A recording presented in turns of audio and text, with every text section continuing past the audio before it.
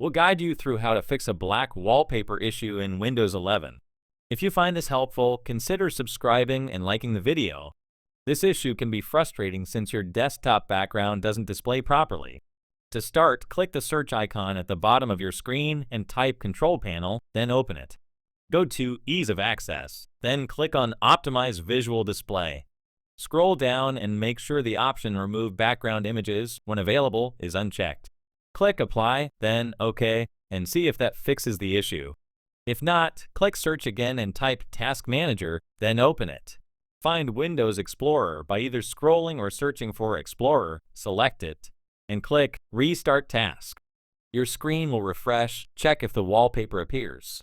If the problem still persists, right-click on your desktop and select Personalize. Scroll down to Background and try selecting a different wallpaper. You can also click Browse Photos to choose a new image and see if that resolves the issue.